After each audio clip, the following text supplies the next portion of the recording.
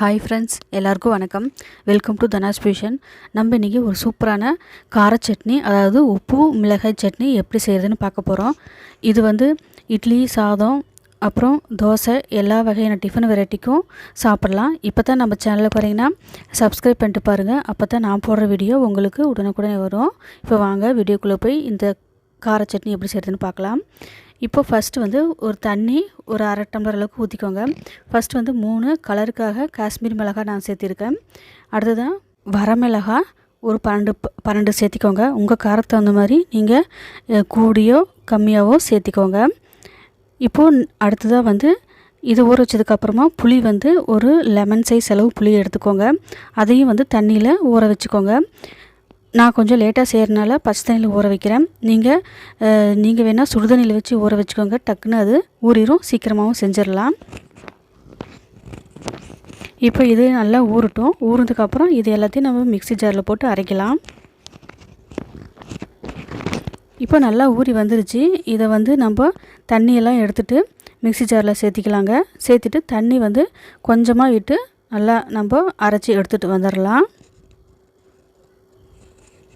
இந்த சட்னி வந்து வெளியிலேயே ஒரு 10 நாள் 15 நாள் வச்சுக்கலாம். அப்படி இல்லைன்னா ஃப்ரிட்ஜில் வச்சிங்கன்னா 1 மாதம் வரைக்கும் கெட்டு போகாதுங்க, நல்லாயிருக்கும். இப்போ இதெல்லாத்தையும் சேர்த்துட்டு உப்பு வந்து நான் வந்து ராக் சால்ட்டு சேர்த்துருக்கேன் 1 டேபிள் ஸ்பூன் அளவுக்கு. சேர்த்துட்டு இதை வந்து நல்லா அரைச்சி இப்போ எடுத்துகிட்டு வந்துடலாம். பாருங்கள், நல்லா அரைச்சி எடுத்துகிட்டு வந்தாச்சு. இப்போ இது வந்து இருக்கட்டும் ஒரு பக்கம். இப்போ நம்ம இந்த சட்னி ஒரு பக்கம் வச்சுட்டு இது தாளிக்க ஆரம்பிச்சிடலாம்.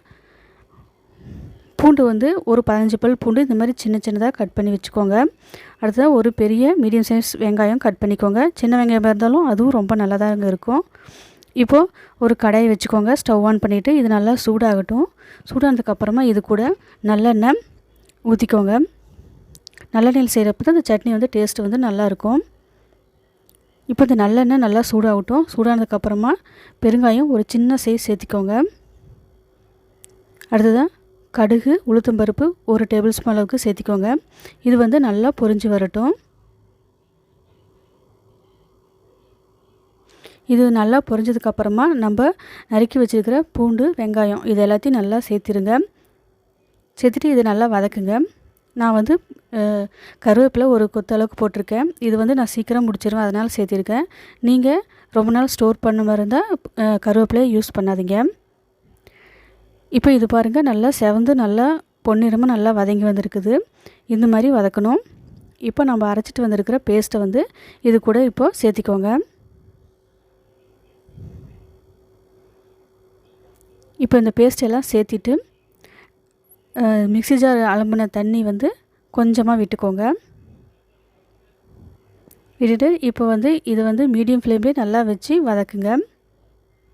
எண்ணெய் வந்து மேலே தெரிச்சு வரும், அதனால் பார்த்து வதக்குங்க.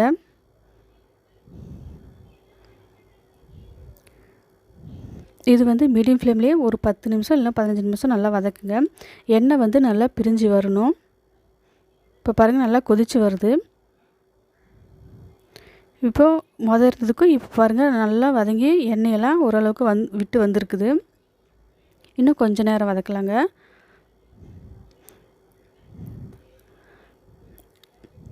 இந்த அளவுக்கு வதக்கினா போதும். எண்ணெய் பிரிஞ்சு வந்துச்சுன்னா நம்ம வந்து இதை நம்ம ஸ்டவ்விலேருந்து ஆஃப் பண்ணிவிட்டு எடுத்து வச்சுக்கலாங்க.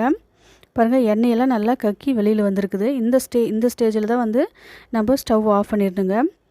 இப்போ சூப்பராக நம்மளுக்கு கார சட்னி வந்து ரெடி ஆயிடுச்சு. இது வந்து நல்லா ஆறுனதுக்கப்புறம் நல்ல ஏர் கண்டெய்னரில் போட்டு ஸ்டோர் பண்ணி வச்சுக்கோங்க. நான் வந்து இன்றைக்கி இட்லியோட சர்வ் பண்ணுறேன். வாங்க சாப்பிட்டு பார்க்கலாம் எப்படி இருக்குதுன்னு. இது இட்லி, தோசை, சப்பாத்தி, அப்புறம் எல்லா வகையான டிஃபனுக்கும் சாப்பிட்லாங்க. சுட சுட சாதத்து கூட சாப்பிடுவோம், அவ்வளோ டேஸ்ட்டு ரொம்ப நல்லா இருக்குங்க. இது வந்து ரொம்ப நாள் வச்சுக்கணுன்னா ஃப்ரிட்ஜில் வச்சு ஸ்டோர் பண்ணுங்கள். நாளைக்கு வந்து இன்னொரு வீடியோவில் பார்க்கலாம். தேங்க்யூ ஃபார் வாட்சிங்.